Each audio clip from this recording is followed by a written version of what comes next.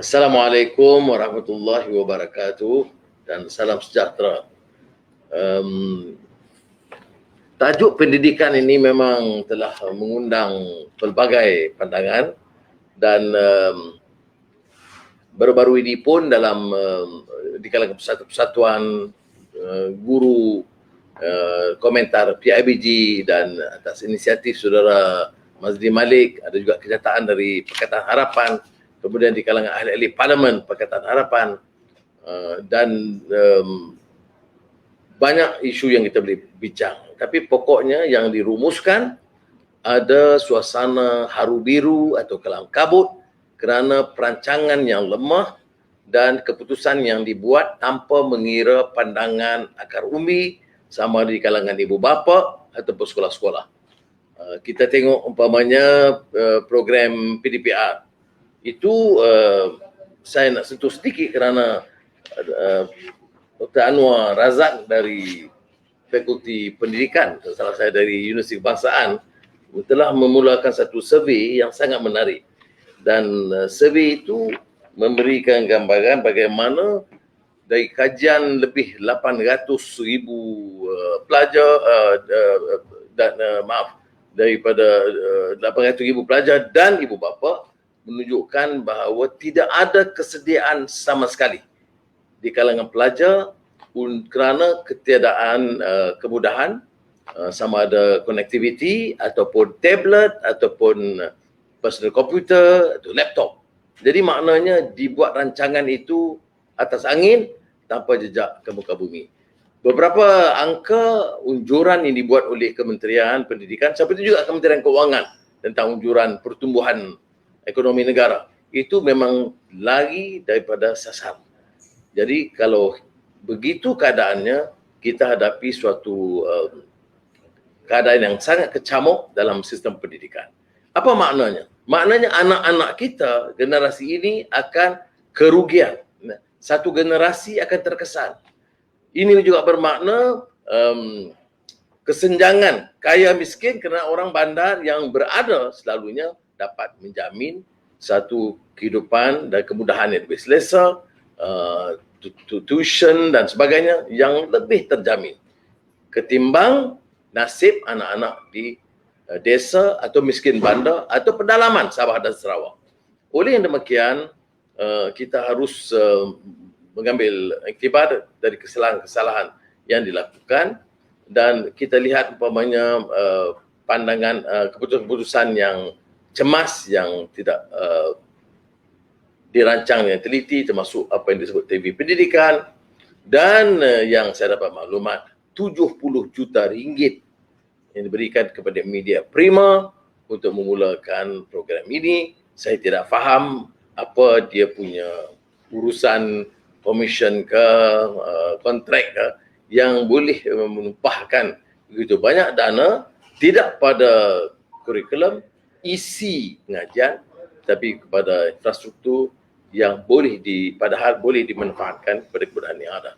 Saya tidak mahu panjang kerana kita hari ini kita ada 3 tokoh. Of course, tentunya kita memulai dengan saudara Mazli Malik, seorang tokoh pendidik, kemudian Menteri Pendidikan, memulakan suatu reform pendidikan. Saya ingat terbantut bila rampasan kuasa berlaku. Tentunya beliau di antara tokoh dalam negara yang paling mampu memberi komentar dan memberikan pengarahan kepada kita. Beliau akan diikuti oleh saudara Charlie Tamasalvam. Dia menarik kerana dia boleh mewakili ibu bapa dan juga tenaga pengajar untuk memberikan input yang di bawah ni, di akar umbi, dan diakhiri dengan saudara Amidi Manan dari Universiti Selangor, UNISEL. Tetapi saudara Amidi juga selain dia jadi pensyarah, dia juga seorang yang dipertua PIBG. Jadi yang kita ada penting, kita tak mahu jadi menteri yang tidak terjejak di akar umbi. Jadi kita cuba gabungkan ya. Saya nak mulakan dengan saudara Mazli, walaupun beliau itu menteri dulunya, tapi saya lihat dari segi kegiatannya dia lebih peka dan menunjukkan kepedulian terhadap apa yang dialami di peringkat paling bawah. Jadi dipersilakan Saudara Mazli. Okay. Terima kasih Tuk Sri. Dan Assalamualaikum warahmatullahi wabarakatuh dan salam sejahtera bagi semua yang sedang menonton. Cikgu Celi dan juga Saudara Midi. Pertama saya ingin ucapkan terima kasih lah Tuk Sri yang sudi menerima saya ke program ini, dan bukan mudah nak muncul di Facebook Tuk Sri, dan juga berikan peluang untuk kita melihat pada satu isu yang amat penting bagi negara. Kita bincang isu kesihatan, ya itu penting. Kita bincang isu ekonomi, itu juga penting. Tapi kalau kita bincang isu pendidikan, ini maha penting kerana ini akan melihat kelangsungan pembinaan negara, pembinaan bangsa untuk dekad-dekad ke hadapan. Tapi malangnya pada hari ini kalau kita lihat penekanan terhadap pendidikan ni agak kurang berbanding dengan dua sektor yang telah sebutkan tadi lah. Dan banyak kebincangan yang telah Datuk Sri sebutkan, bagi seorang yang berada di tempat Datuk Sri dapat lihat secara mata helang ataupun eagle's eye. Tapi bagi kami yang berada di relung pendidikan ini, kita lihat bahawa di sana terdapat beberapa kelemahan dalam pentadbiran yang ada ini yang menyebabkan kita berasa gusar terhadap masa depan anak-anak kita, masa depan negara kita dalam tempoh-tempoh tahun-tahun akan datang. Pertamanya kalau kita lihat, seperti mana telah disentuh tadi, kebanyakan keputusan dibuat, polisi dibuat kembali ke zaman lama, iaitu top down. Seolah-olah pemusatan itu menjadi begitu kuat.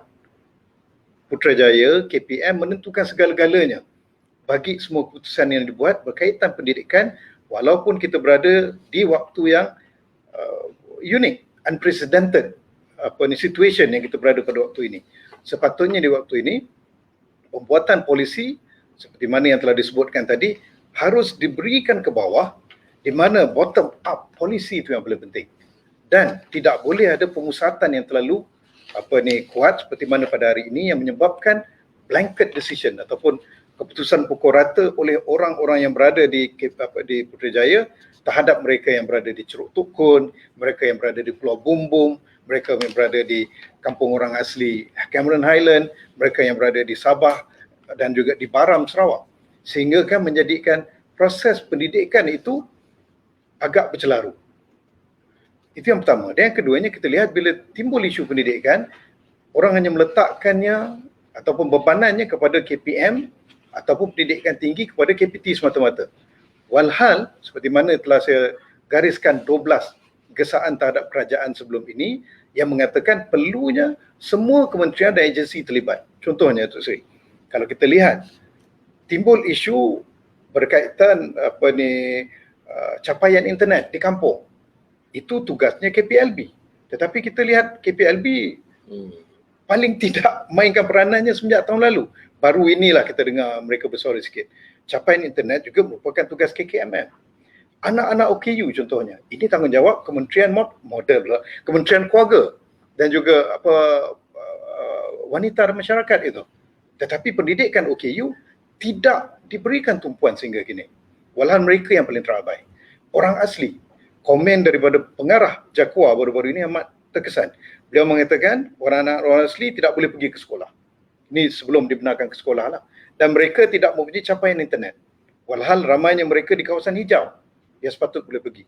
Dan saya yakin Datuk Seri masih teringat lagi di Parlimen ketika rakan-rakan kita daripada Sarawak mengatakan separuh sekolah berada di depan rumah panjang. Kawasan mereka kawasan hijau tapi tak boleh nak pergi. Kenapa? Sekali lagi, kerana terlalu decentralization of decision making, tidak adanya pengupayaan terhadap sekolah, PPD, dan lebih penting tidak ada kesaling hubungan di antara kementerian-kementerian dan juga jabatan-jabatan dan agensi yang terlibat. Akhirnya, segala pendidikan dibebankan kepada KPM semata-mata. Dan ini saya lihat satu tindakan yang tidak wajar bagi kerajaan yang mengesampingkan isu pendidikan. Sepatutnya isu pendidikan diletakkan setara dengan isu ekonomi dan juga isu kesihatan kerana ia menjamin masa depan negara lah. Jadi sungguh pun demikian, saya rasa masih tidak terlambat untuk membuat sesuatu. Kita tidak tahu apa yang akan berlaku di hari-hari ke depan, sama ada akan PKP lagi kah, sekolah telah buka, kemungkinan juga berubah, sekolah ditutup kembali, PDPR dan sebagainya. Maka saya mencadangkan dan juga Pakatan Harapan kita cadangkan melalui JK Pendidikan kita penubuhan Majlis Tindakan Pendidikan Kebangsaan yang bukan hanya KPM semata-mata, bukan hanya mereka yang terlibat dengan kerajaan semata-mata, tetapi dilibatkan. Kita ada wakil daripada PIBG, kalau perlu wakil daripada NUTP, bukan kalau perlu, memang perlu wakil daripada NUTP, wakil daripada Kementerian Pendidikan Tinggi, dan juga lebih penting wakil daripada pihak pembangkang untuk melakukan semak dan imbang, dan wakil pada pendidik. Jadi tindakan bersepadu, terangkum dan juga holistik, itu yang perlu dilakukan bila isu pendidikan ini timbul.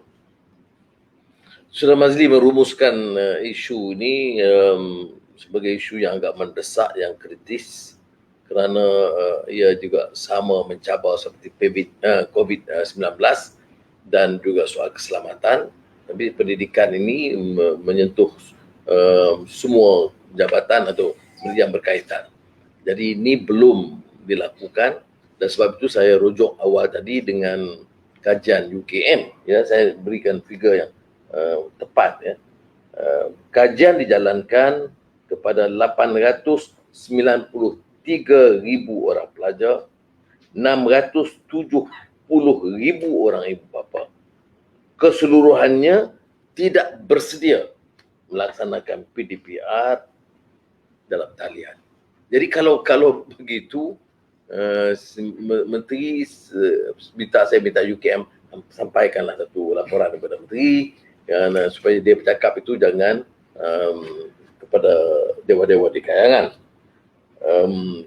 Yang dicadangkan secara khusus oleh saudara Mazli yang harus diberi perhatian ialah majlis kebangsaan atau penyelaras apapun, tapi pokoknya melibatkan beberapa kementerian.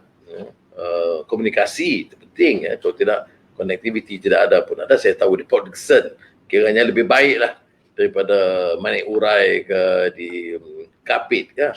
Tetapi itulah kenyataan yang kita hadapi. Jadi sekarang saya nak beralih kepada saudara Charlie Tamer Salvam. Menarik juga, ya, dia campus principal Real School Ceras Campus. Dia bekas guru penolong kanan, 36 tahun, ya, pengalaman yang panjang. Walaupun nampaknya muda, itu mengelirukan. 27 tahun berkhidmat di Sarawak. Jadi dia boleh mewakili pandangan dan keluhan dia dari Sarawak. 5 APC, Anugerah Perkhidmatan Cemerlang. Wah, ini hebat ni. Saya satu pun tak dapat. Guru inovatif, Reading Bus Club, dan satu hal yang melihatkan keprihatinan beliau ialah kerana mengusahakan dari effort diri dan juga persatuannya, iaitu untuk menyediakan sudut bacaan di lebih 100 buah kampung pedalaman dan menderma lebih 50,000 buah buku bacaan. Ini nak perkenalkan. Maknanya bila saya jemput saudara Charlie ini, maknanya bukan saja seorang pendidik tapi seorang menjiwai, ya, semangat pendidik. Sila saudara Charlie. Terima kasih Datuk Seri. YB Dr. Mazli, mantan Menteri Pendidikan sewaktu saya menjadi seorang penolong kanan di SMK Menjelara. Dan, Ya. Cikgu Hamidi, dan saya bersyukurlah kerana diberi peluang untuk mewakili guru-guru dan juga grassroots di sistem pendidikan Malaysia. Sekian lama sebagai seorang guru, saya pernah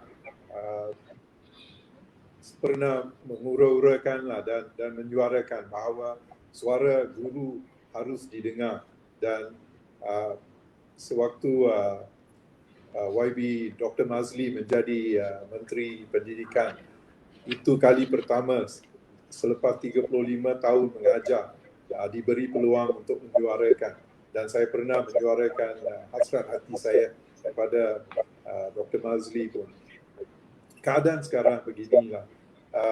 Saya melihat keputusan daripada KPM untuk membuka semula sekolah. Ia merupakan satu keputusan inevitable kerana keadaan dia terpaksa membuka sekolah. Pengajaran dan pembelajaran di rumah tidak berkesan, tidak berhasil. 2 minggu yang lalu,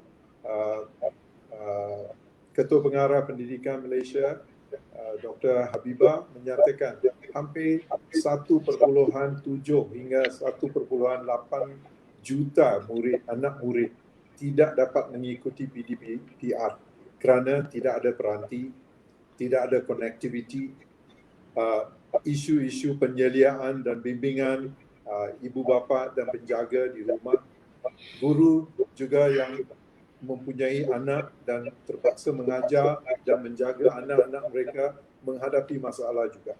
Dan saya sedar sebab saya menyelia guru-guru saya, dan ada kadang-kala awal pagi guru akan WhatsApp saya dan kata saya terpaksa mengambil cuti sebab anak tak sihat dan semua itu. Dan kita ni we are running helter-skelter untuk mencari guru untuk ganti kerana PDP mesti dijalankan.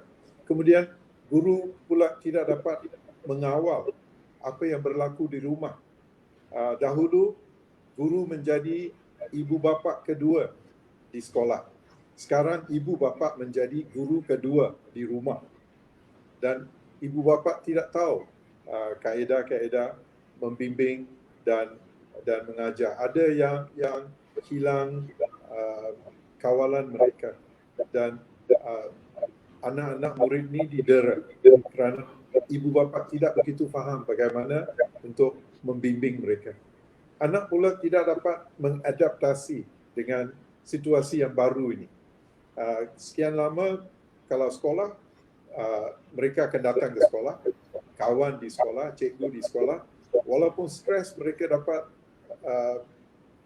mengawal stres kerana mereka dapat berbincang dengan kawan-kawan dan semua itu. Tetapi sekarang kalau stres mereka tak tahu mau buat apa. So mental health issue di kalangan anak murid sekarang memang serius. Memang serius. Anak didik pula hilang motivasi untuk bersekolah. Saya pernah berbincang dengan beberapa ibu bapa. Seorang ibu bapa menangis dan berkata kepada saya takut sebab anak saya sudah hilang motivasi. Saya tak tahu bagaimana untuk memberi dia dorongan untuk balik semula ke sekolah. Dia tak mau belajar lagi.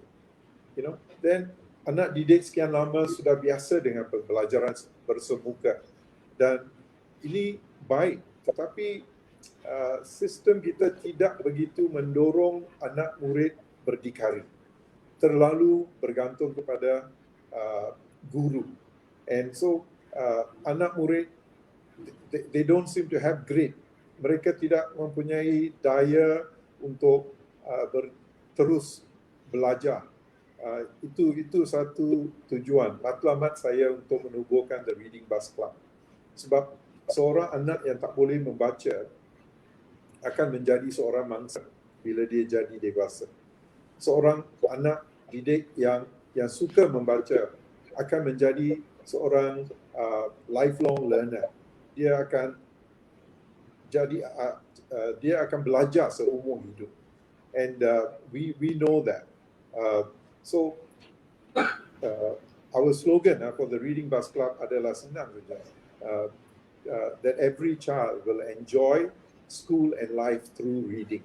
Sebab tu kami membawa buku-buku ini kepada anak-anak kita di kampung dan semua tu. Dan bila PKP bermula, peranti menjadi isu, internet menjadi isu. So yang paling dekat kepada anak-anak kita adalah buku-buku. Tetapi isu dia tak ada buku. So waktu tu saya menghubungi beberapa orang dan ada ramai yang menghubungi saya untuk menanyakan dermaan buku lah, book donation. So saya uruskan supaya mereka keluar dan memberi buku-buku kerja dan buku rujukan kepada anak-anak kita. Isu peranti memang tidak dapat it cannot be solved. Walaupun ada peranti yang paling the last thing I heard was 2 minggu yang lalu saya adakan Zoom meeting dengan kawan-kawan saya yang bekerja di kalangan saudara-saudara kita di kampung-kampung orang asli, dan satu yang mengejutkan, ramai yang menerima handphone untuk belajar, tetapi mereka tidak tahu mengawal penggunaannya. So waktu cikgu sedang mengajar, mereka sedang they are into all the wrong sites dan tidak dapat dikawal. So walaupun kita memberi peranti, mereka tidak diajar untuk menggunakan peranti itu dengan baik. So dengan ibu bapa yang berada di bandar pula mempunyai isu. Ada ibu bapa yang menghantar saya gambar anak mereka dengan mata lebam, they have to go and see the optometrist berkali-kali sebab there's too much of screen time. Dan sekarang sebelum SPM, kami telah menguruskan banyak seminar-seminar melalui Zoom. Yang paling sedih bila saya berjumpa dengan anak-anak didik saya dan tanya mereka sama ada mereka ada menuntut, sama ada mereka ada ikut seminar ini, ramai yang kata tidak. Dan saya tanya mengapa. Mereka kata, cikgu, kami dah bosan. They are so saturated with screen time. Sebab this is not the real world. Dan bagi saya, yes, membawa mereka balik ke sekolah tak ada peluang. I mean, there's no other choice. It's inevitable. Tetapi untuk membawa mereka balik ke sekolah, kita harus menjaga guru-guru yang ada di sekolah. So saya memang setuju dengan apa yang YB sudah menyatakan bahawa guru-guru yang ada di sekolah ini harus dianggap sebagai frontliners dan mereka harus diberi vaksin yang dahulu supaya mereka boleh dengan adanya vaksin untuk guru-guru ini, ibu bapa yakin hantar anak-anak mereka ke sekolah. Anak didik pun yakin untuk balik ke sekolah. Ya. So, baik, jadi terima kasih pasal vaksin tu. Kita walaupun diberikan keutamaan ahli parlimen, kita masih menekankan bahawa guru itu masuk dan pelajar-pelajar masuk dalam barisan hadapan. Kalau saya berbadilah, tangguh saya dulu pun tak apa.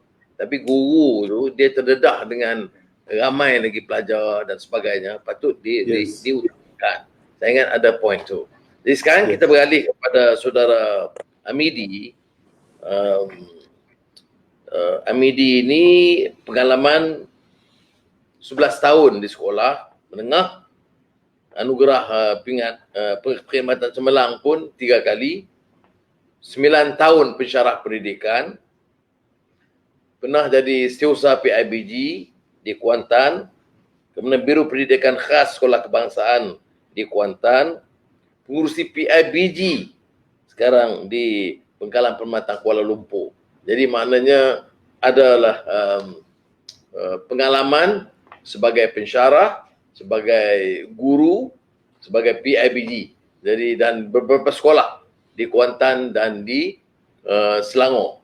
Jadi saya percaya kita akan dapat dengar pengalaman saudara Amidi dan teguran dia kepada Kementerian Pendidikan. Dia sebab dia di Unisel bebas sikit. Bismillahirrahmanirrahim. Assalamualaikum warahmatullahi wabarakatuh. Terima kasih kepada Datuk Seri Anwar Ibrahim. Begitu juga dengan saudara Mazli Malik. Kalau Datuk Seri kata tadi biar tangguh dulu ahli parlimen, sebenarnya saya tak berapa nak setuju Datuk Seri. Sebab pada saya parlimen harus dibuka dengan cepat kerana ada beberapa kekeliruan sebenarnya bila kita lihat di bawah. Baik, saya nak mulakan. Yang pertama sekali berkaitan dengan tadika ni, Datuk Seri, ataupun prasekolah. Okey, prasekolah yang dibenarkan dibuka adalah prasekolah swasta. Tapi alasannya pelik. Alasannya adalah untuk memudahkan kepada para ibu bapa meletakkan ataupun meninggalkan anak dari segi penjagaan anak-anak supaya ibu bapa ni boleh pergi bekerja. Tapi prasekolah di sekolah kebangsaan dan juga prasekolah di prasekolah kemas tidak dibuka. Jadi prasekolah yang berada di sekolah kebangsaan dan juga prasekolah kemas ini kebanyakannya berada di kampung-kampung, Datuk Seri.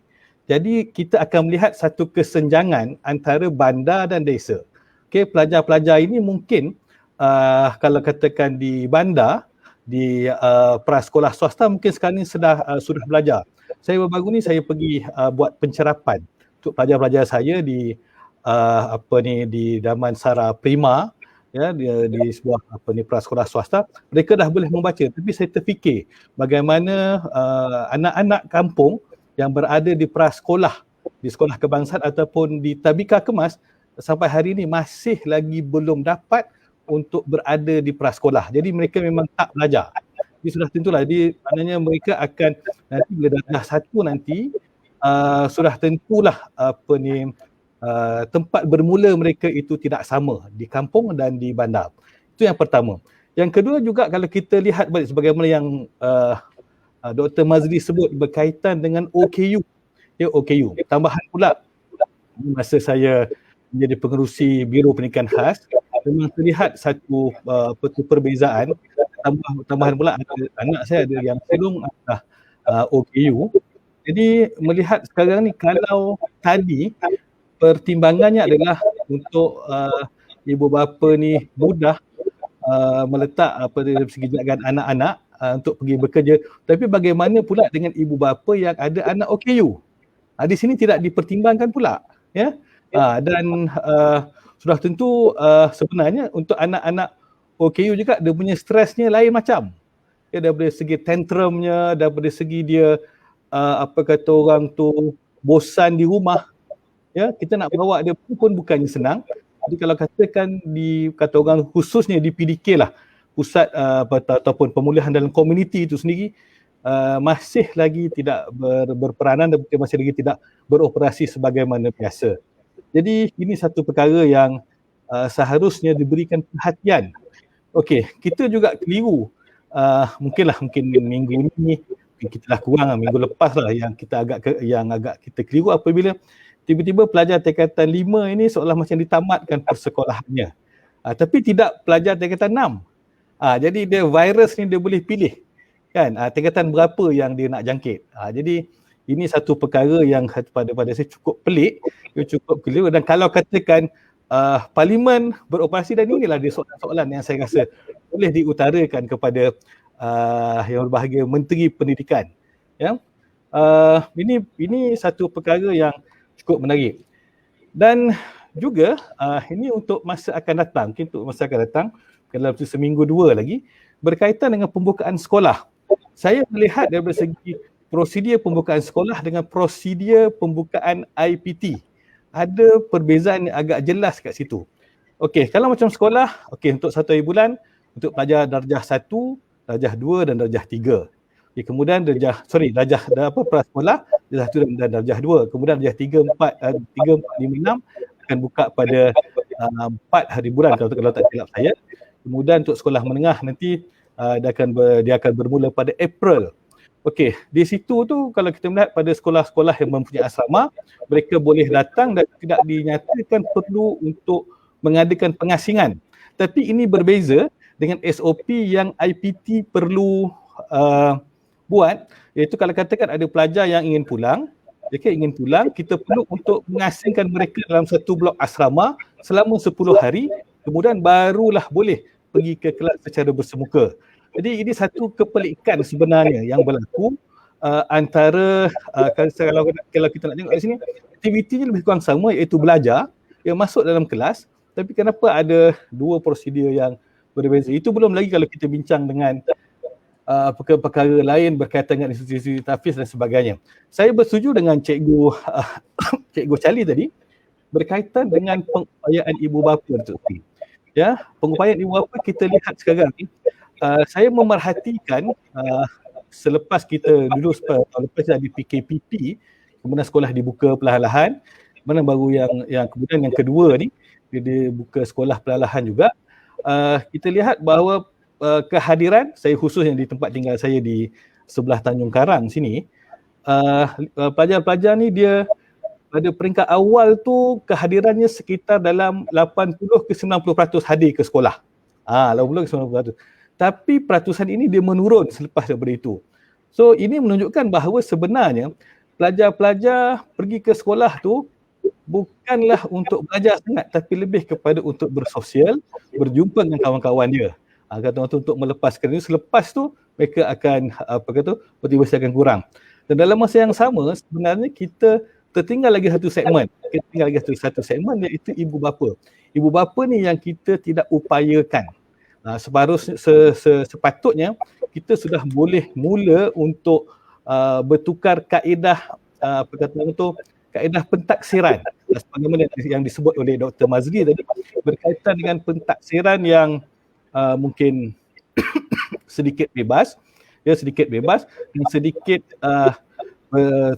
tertumpu kepada lokaliti.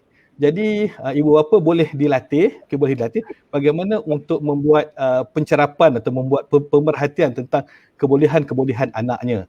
Dan saya kira ini satu perkara yang cukup menyedihkan apabila ibu bapa gagal untuk menaikkan motivasi, menaikkan semangat anak-anak ni untuk pergi belajar.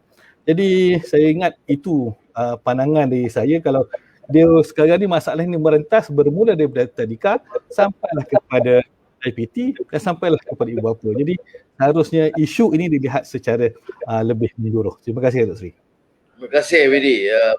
Seorang orang asli OKU ni memang saya ingat masa Saudara Mazli menteri itu dia adalah menteri yang lebih paling banyak menekankan isu ini dan membantu. Saya ingat lagi kalau banding masa saya menteri pendidikan pun saya tak buat sebanyak itu. Kesedaran masyarakat belum lagi betul. Mungkin kesedaran masyarakat begitu banyak, ada jumlah pun kita fikir memang mungkin tak ramai. Tetapi saya nak tanya Saudara Mazli dengan pengalaman dia sebagai menteri pendidikan dan memulakan reform, apakah selain daripada disebut oleh Saudara Midi tadi umpamanya pengabaian masalah tadika, mana ini pemimpin Melayu yang wawarkan hidup Melayu dan menyelamatkan Melayu, tapi tindakan-tindakan itu selalunya urban bias, dia memihak kepada orang bandar yang kaya, sebab itu sekolah dan tadika swasta diizinkan, tadika di desa dipinggirkan atau dilecehkan. Jadi itu sebagai contoh, dia tidak ada kepekaan terhadap permasalahan rakyat. Jadi saya nak tanya Saudara Mazli, apakah langkah yang telah dilakukan, apakah yang beliau fikir yang perlu menjadi keutamaan walaupun keadaan agak berbeza dengan permasalahan hadapi atau tertangani COVID-19 ni. Okey. Pertama sekali Dr. Sri, saya kira falsafah pendidikan yang asasi iaitu pendidikan untuk semua dan tanggungjawab bersama itu perlu ada temanya. Saya kira pada hari ini dalam banyak keputusan yang diambil oleh kerajaan, oleh kementerian, mereka tidak lagi berpijak pada konsep ini. Maka terdapatnya golongan rentan, terdapatnya golongan yang diabaikan. Dan ini agak kita kesalkan kerana disebutkan tadi Datuk Sri pun sebut, Cikgu Hamidi pun sebut, ia akan menyebabkan kesenjangan di antara masyarakat, di antara yang memiliki dan tidak memiliki, kampung, bandar, di antara golongan urban dengan golongan pedalaman. Dan kita risau kalaulah berterusan dan tidak adanya intervensi yang radikal diambil untuk merapatkan kesenjangan ini, wawasan kemakmuran bersama yang didendangkan akan menjadi wawasan kesenjangan bersama. Jadi tak akan capai. Maka soal perkauman akan terus dalam tempoh berapa tahun lagi ke depan. Soalan perbezaan kelas ekonomi, pemilikan, perbezaan di antara geografi, Semenanjung dan juga Sabah Sarawak berterusan. Orang asli terpinggir, OKU terpinggir. Jadi pada saya yang perlu dikembalikan ialah konsep pendidikan untuk semua. Jangan ada no one left behind, tidak ada yang diabaikan, tidak ada yang ketinggalan, dan juga pendidikan tanggungjawab bersama itu yang paling perlu ditekankan. Apa yang perlu diambil? Seperti mana saya sebutkan tadi, kita berada di dalam suasana yang unik, unprecedented situation yang kita ada. Jadi sudah tentu langkah-langkah untuk menyikapi isu pendidikan ini tidak boleh bersikap konvensional. Dia harus bersikap di luar konvensional. Perlu berani, perlu radikal. dan perlu kepada komitmen yang bersepadu. Perlunya ada unsur penggembelingan bersama, kesaling hubungan di antara semua pihak untuk memastikan seperti mana kita sebutkan tadi, pendidikan untuk semua dan pendidikan tanggungjawab bersama. Saya agak risau tentang isu keciciran ini, Dr. Sri. Dalam disebutkan dengan ketiadaan peranti dan lain-lain lagi, kita juga menghadapi isu anak-anak yang hilang motivasi untuk belajar dan anak-anak yang telah kehilangan hampir 200 hari persekolahan yang hari ini mereka digelar sebagai lost generation. Kalau tidak adanya intervensi yang serius, intervensi yang radikal, mereka inilah 10 tahun lagi yang akan menduduki SPM. Mereka inilah yang akan menentukan siapa yang masuk ke pendidikan tertiary dengan siapa yang ketinggalan. Dan mereka ini yang akan menentukan selepas 5 tahun lagi siapa yang memiliki dan siapa tidak memiliki. 10 tahun lagi siapa yang berkuasa dan siapa yang tidak berkuasa. Jadi saya kira sekarang ini perlu kembali kepada falsafah pendidikan kita yang asal dan juga ianya perlu diselumuti dengan konsep tidak ada yang tercecer daripada pendidikan. Pastikan walaupun dia OKU, walaupun dia berada di pedalaman, walaupun dia berada di kampung, pendidikan tidak boleh diabaikan. Dan saya minta maaf bila kita sebut PDPR, kita tertumpu pada satu method of learning semata-mata. Walhal tadi Cikgu Cherry sebutkan, kenapa tidak disemarakkan kempen membaca? Dulu saya ingat lagi kita lancarkan Malaysia Membaca pada tahun 2018-2019, kini sepi. Walhal sepatutnya waktu ini itu menjadi alternatif kepada anak-anak yang tidak ada akses kepada peranti dan akses kepada internet. Begitu juga kalau kita lihat kepada konsep of learning itu, anak-anak sepatutnya diterapkan dengan sebab pedagogi sudah berbeza, iaitu keupayaan untuk belajar secara mandiri. Dan penilaian seperti mana disebutkan oleh Cikgu Hamidi tadi perlu berbeza. Saya tidak tahu bagaimana nanti pelajar-pelajar SPM ni akan dinilai. Adakah menurut kayu ukur yang lama ataupun kayu ukur yang baru. Dan saya kira pandemik ini memberi peluang kepada kita untuk melakukan the great reset. Untuk bagaimana anak-anak dinilai di masa akan datang. Tidak boleh lagi semata-mata peperiksaan, tidak boleh lagi dengan metod yang tradisional, tetapi perlu kepada penggunaan big data dan juga AI, artificial intelligence. Bukan Noah Ibrahim. Artificial intelligence di situ perlu digunakan dan ini perlu disegerakan. Inilah waktunya. Dan sekali lagi pada saya lah, kalau kita dah banyak kali minta dan tanyakan di Parlimen, iaitu laporan Jawatankuasa Kajian Dasar yang kita telah buat dulu, yang mana sepatutnya 2021 ini kita akan perkenalkan new education model. Tapi ini tidak berlaku. Tapi kalau boleh, ialah nanti kalau ada rezeki bertukarnya kerajaan, itu perlu disegerakan demi menyelamatkan pendidikan anak-anak kita. Ingat pengalaman Saudara Mazli di bidang pendidikan dan lama dulu saya di bidang pendidikan. Sebenarnya di kalangan pihak perancang dan pemikir di kementerian itu ada kekuatan. Kerana mereka itu ada satu pendedahan dengan pemikiran pendidikan di antarabangsa selain dari UNESCO, ya, dan juga beberapa kajian dan survei dilakukan oleh universiti tempatan. Tapi saya tidak faham mengapa pimpinan universiti tidak manfaatkan, pimpinan kementerian tidak manfaatkan kajian dan pendedahan dan pemikiran baru ini. Indonesia telah memperkenalkan beberapa perubahan yang menarik. Kalau nak ambil negara-negara yang lebih maju, mungkin kita kata sukar. Jadi padahal istilah yang disebut oleh Saudara Mazli itu, itu memperluas. Dulu disebut pendemokrasian pendidikan, yang bermutu, democratization of access to quality education. Itu slogan itu kalau diisi dengan maknanya tidak ada yang terpinggir, yang dipinggirkan. Tidak ada kemungkinan umpamanya sekolah orang kaya dibuka dulu atau sekolah untuk orang miskin kemudiankan, tak mungkin timbul hal yang sedemikian. Jadi kalau Saudara Celi, saya nak tekankan kerana pengalaman 24 tahun di Sarawak. Dengan semua masalah kita bincang sekarang ini, bagaimana kalau sudah lihat dari kacamata anak Sarawak?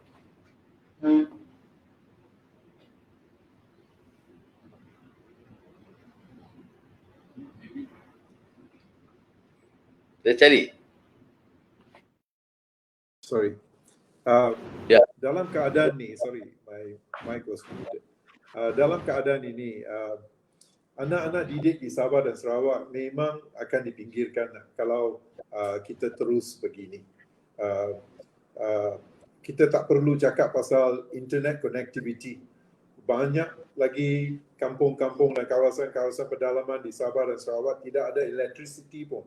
Tak ada elektrik pun. Dan saya setuju dengan apa yang disebut oleh Dr. Mazli mengenai the Great Reset. Untuk KPM, saya ingat ini merupakan peluang yang baik sekali lah. Kita tidak perlu bersikap negatif terhadap apa yang berlaku, tetapi menggunakan ini sebagai ilham dan waktu yang optimum, an optimized moment untuk membuat great reset itu. Kalau terpaksa untuk keadaan COVID ini dilonggarkan kurikulum dan disediakan kurikulum untuk sesuatu yang asas di mana semua anak didik kita di Sabah, di Sarawak, di Semenanjung, yang di pedalaman, yang di bandar boleh menikmatinya. Satu kurikulum yang boleh mendorongkan mereka supaya membina semula asas-asas pembelajaran, asas-asas untuk belajar semula, basics like growth mindset, dan menjadikan mereka lifelong learners supaya anak-anak didik kita ini boleh berdikari. Itu yang saya rasa yang boleh diambil sebagai peluang. We need radical decisions daripada KPM. We need courageous decisions dari KPM. KPM tidak sepatutnya terkongkong dengan kurikulum yang ada dan mesti menghabiskan apa yang ada. Satu kebaikan yang KPM telah melakukan adalah untuk membatalkan peperiksaan. Ini telah melegakan ramai ibu bapa dan guru.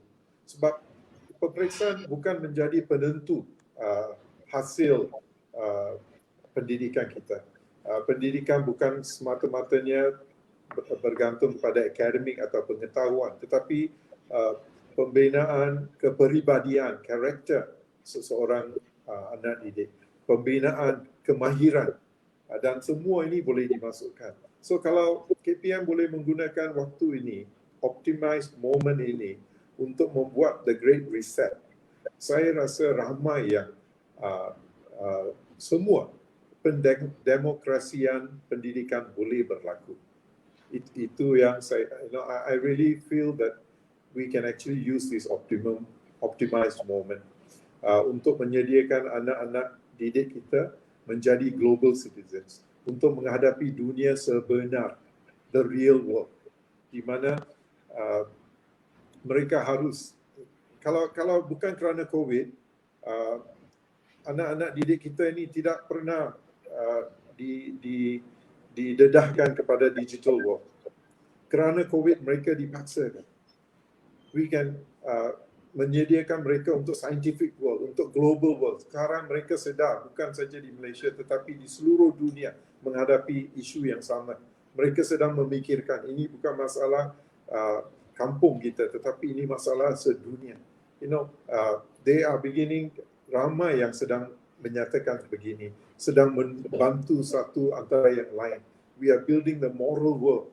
Kita ramai yang sudah keluar dan menggunakan peluang ini to become creative dengan cara mereka belajar, cara mereka menguruskan diri dan keluarga mereka.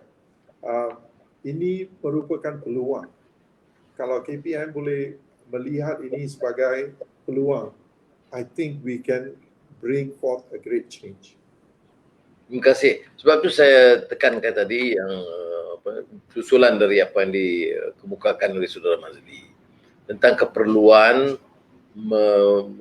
meminta kepimpinan di kementerian membuka ruang kepada perancang, memikir semula, memanfaatkan kajian dan kepakaran di universiti-universiti tempatan dan juga pendedahan yang ada, pembaharuan dan perkembangan di dunia luar. Kalau tidak, kita akan tempang dan tercorot dari segi mutu pendidikan yang jadi satu isu lain. Saya tidak sangat heran dengan istilah baru ni sebab dulu kita sebut anjakan paradigma. 60 tahun, 50 tahun dulu, 40 tahun dulu. Tetapi bukan anjakan paradigma yang disebut oleh Thomas Kuhn. Yang ada itu hanya beberapa kertas baru saja. Kemudian saya juga di Parlimen menekankan tentang pandangan Schumpeter ya, bahawa setiap krisis besar, ekonomi atau sosial, dengan sekarang ni ekonomi dan pandemik, itu disebut gale of creative destruction. Dia kemusnahan, seluruh sistem itu termusnah. Maka dia mesti membangunkan ya incessantly dengan berusaha bersungguh-sungguh sedaya upaya membangunkan yang baru. Tetapi ini tidak berlaku. Yang baru hanya kontrak, yang baru hanya ialah peraturan-peraturan menekan kebebasan dan menakut-nakutkan orang. Tetapi tidak memenuhi maksud kita tentang apa yang dimasukkan tentang reform pendidikan yang mesti berlaku. Kalau tidak, kita akan ketinggalan, akan menghadapi masalah yang besar, terutama menghanyutkan ya satu generasi di kalangan orang miskin di sama ada bandar, miskin bandar atau miskin desa dan pedalaman. Jadi apa yang disebut oleh Secali itu sangat memprihatinkan lah, sangat menyayat perasaan kita kerana kita tidak bicara soal angka sahaja ataupun teori ataupun slogan. Ini yang real yang dihadapi oleh rakyat di bawah ini. Ini masalah pendidikan, ini masalah survival kita sebagai suatu negara, masyarakat dan umat. Jadi Saudara Midi tadi memang sebut beberapa perkara tadilah ya, daripada sekolah, daripada prasekolah sehingga ke universiti. Dia ada 2 kementerian tapi tidak ada penyelarasan. Ya. Kalau 2 kementerian, Menteri Pelajaran, Menteri Pendidikan dengan Menteri Pendidikan Tinggi, Pelajaran Tinggi pun tidak ada penyelarasan, bagaimanalah nak buat penyelarasan dengan PIBG dan sekolah? Pakai tak ada lah. Macam mana pandangan Amidi? Ya, saya sebenarnya daripada segi bila kita lihat kat sini sebenarnya adalah hubungan antara satu hubungan yang sepatutnya kuat dan kukuh, iaitu sekolah dan ibu bapa. Sekolah dan ibu bapa ataupun sekolah dengan masyarakat itu seharusnya pada masa inilah diperkukuhkan.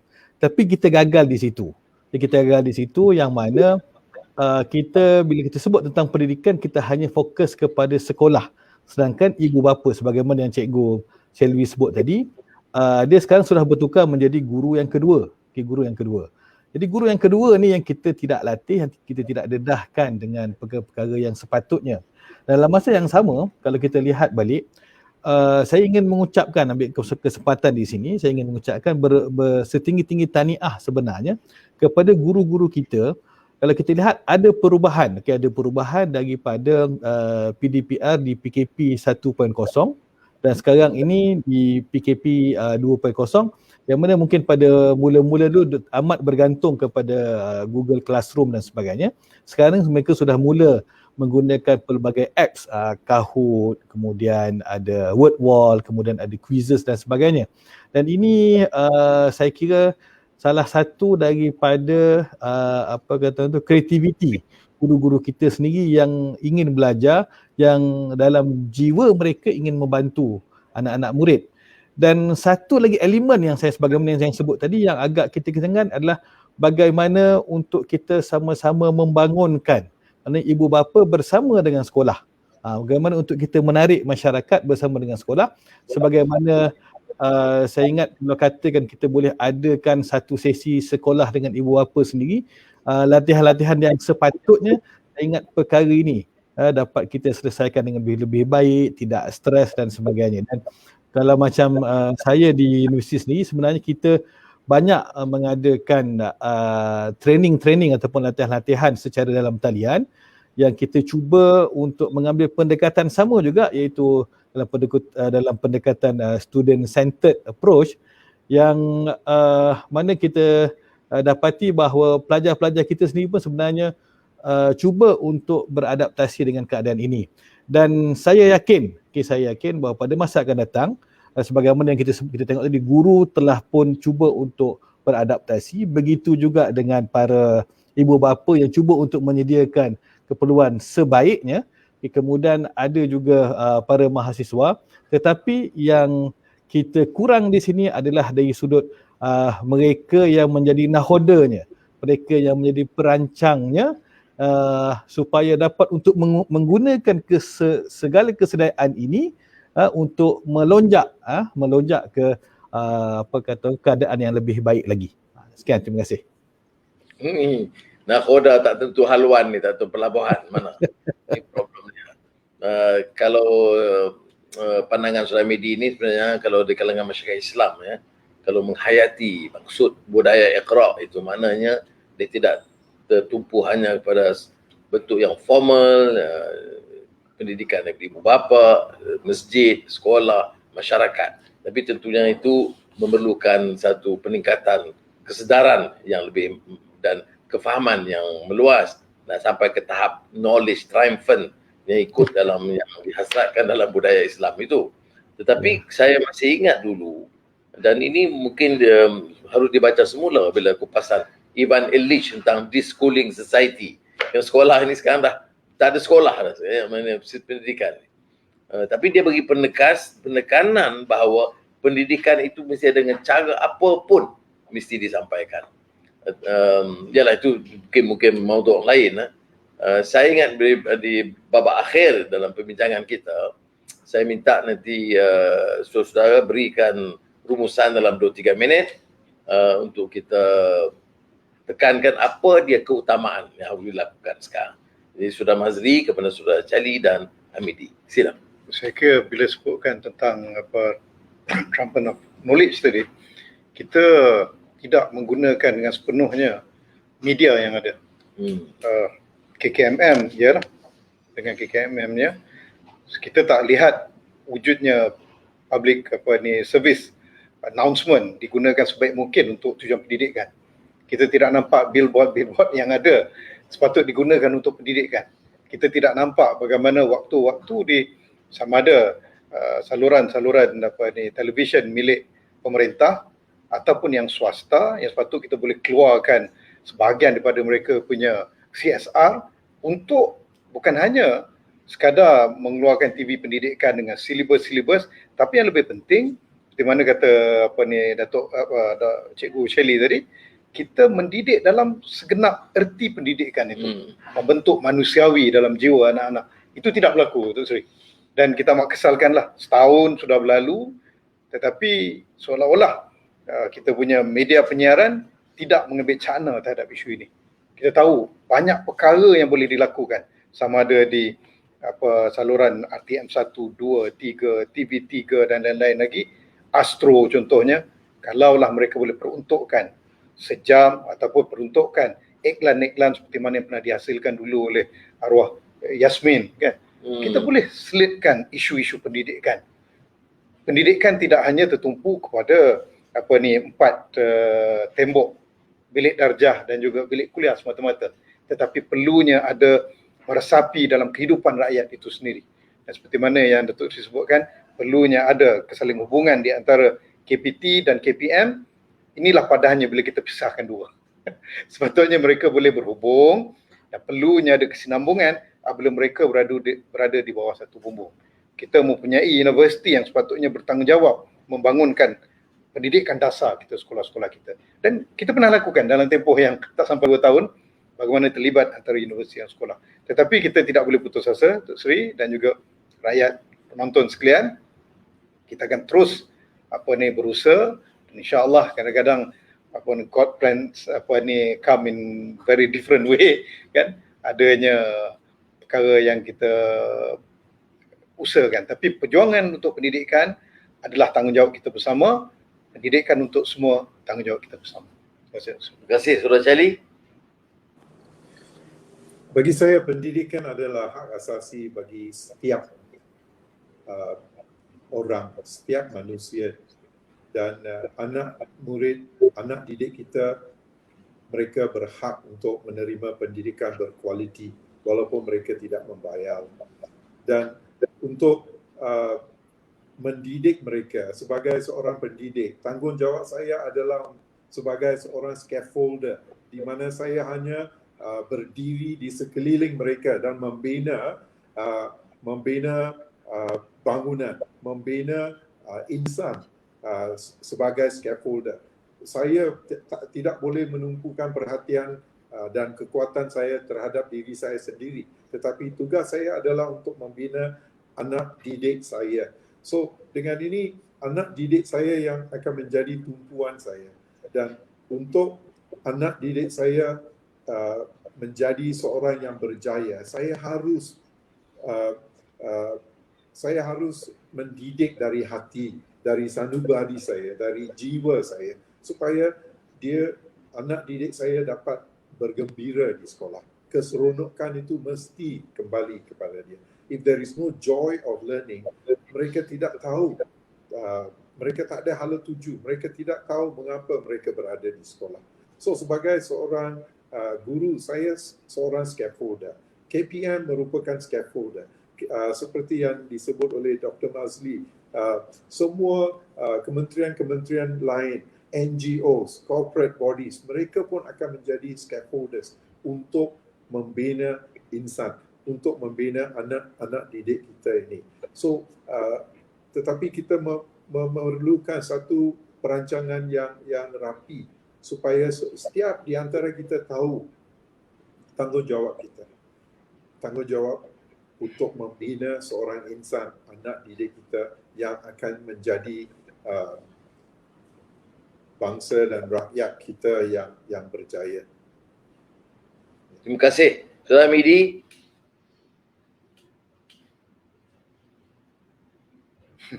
Unmute.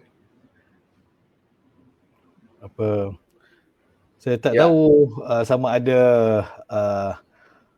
cadangan-cadangan kita ni akan didengari oleh apa yang kalau saya istilahkan Menteri Ordinan lah, Menteri Ordinan.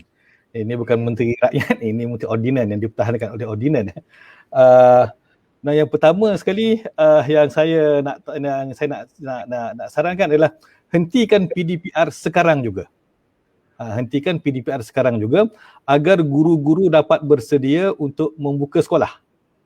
Ini amat penting untuk guru-guru dan juga pengurusan di sekolah dapat untuk menyediakan. Sebab apa? Sebab yang paling penting sekarang ni bukan masalah kurikulum. Ditambah pula sekarang ini pelajar-pelajar tingkatan 5 khususnya untuk kohort 2021 ini adalah batch pertama KSSM, Kurikulum Standard Sekolah Menengah, dan telah pun menamatkan baru-baru ini adalah KBSM. KBSM telah pun tamat, sekarang ni ada KSSM. Tapi sekarang kita mengejar kurikulum. Daripada saya yang paling penting adalah dari sudut psikologi dan juga emosi pelajar-pelajar ini. Barang diingat bahawa dalam falsafah pendidikan kebangsaan pun disebut berkaitan dengan emosi. Maka sudah tentulah pembentukan emosi dan juga psikologi para pelajar ini mesti diutamakan terlebih dahulu. Ya, sebab mungkin mereka nanti akan rasa janggal untuk pulang ke sekolah, dan seharusnya penumpuan-penumpuan bukanlah semata-mata untuk untuk menghabiskan silibus, tapi lebih kepada pembinaan karakter sebagaimana yang disebutkan tadi, dan juga pembinaan minat terhadap kecemerlangan ilmu. Sekian, wallahu a'lam. Terima kasih. Terima kasih. Kita boleh rumuskan pandangan-pandangan disampaikan tadi, bahawa perlu ada suatu tindakan yang lebih terancang, lebih teratur, yang boleh memberikan manfaat kepada semua. Tapi untuk akhir ini saya nak cuma ucapkan terima kasih kepada guru-guru kita di semua peringkat, kerana mereka bukan saja barisan hadapan, mereka ini harapan bangsa dan negara. Saya di sini kerana khidmat dan pengorbanan guru-guru luar biasa. Hebat mereka, dan kasih mereka sehinggalah mereka di akhir hayat pun dia begitu sekali menunjukkan keprihatinan kasih mereka. Jadi bagi saya, walaupun kita sekarang hadapi masalah, saya rasa terungkai banyak kalau guru-guru bila diberikan kesempatan, keadaan lebih pulih dan dasar-dasar yang ditentukan oleh nakhoda ini lebih terancang, tentukan haluan dia. Saya ingat macam lagu lama Wan Mazli. Dia bagai nakhoda tak tentu haluan, sayang disayang. Tadi bagi seroja ni lagu nakhoda. Jadi terima kasih kepada semua dan guru, ibu bapa, tolonglah ingatkan anak-anak supaya jangan abaikan peluang mereka. Tadi Hamidi kata PDPR, betul, tetapi saya rasa ambil peluang ini. Sekolah berjalan seperti biasa, anak kampung diberikan tablet. Jadi jangan dia agak ketinggalan. Terima kasih. Wassalamualaikum warahmatullahi wabarakatuh. Assalamualaikum. Kaki sakit. Oh, jam tu.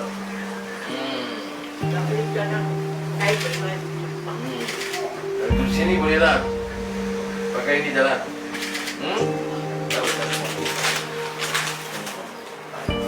Okey je ya. Gosek kopi lah. Ha? Oh. Tadi. Assalamualaikum. Apa khabar? Baik. Tapi alhamdulillah dapat sihat lagi kan? Berjalan kedai yang boleh lagi. Dekat-dekat punya jalan jauh tak boleh. Jom ke bawah ke lutut kaki ya. Lutut ni pulang. Oh ya.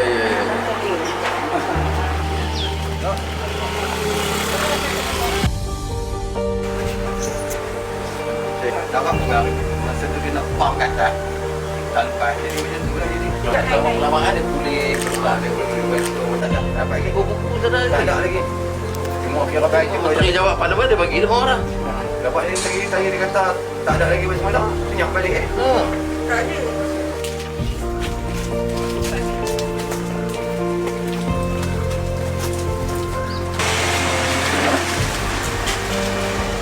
Bawa. Kita ubah buat sikit makanan saya boleh apa mana. betul tu tak saja dan saya makan sangat Dalam tu. aku ni baik makin lah Ambil lah. terima kasih Saya dengan Tuanku Daerah dan rakan-rakan di sini ada kesempatan sebelum di antara program datang kepada UAE Mesra dan alhamdulillah makanannya enak. Hebat. Port Dickson. Kita sekali lagi sama-sama dapat bertemu dan berkumpul. Kami semua berkata. Bapa, anak-anak dikasih sekalian.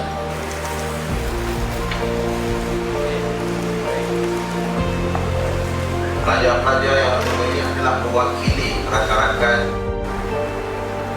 Nama awak? Umar. abang ada Oh, tadi.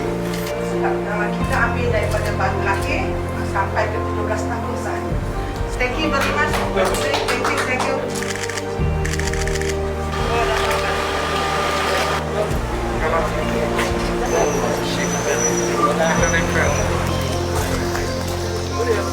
Assalamualaikum. Ya tak?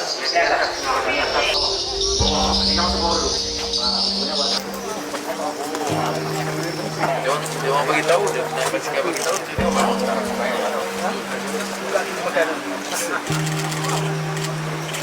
Nice.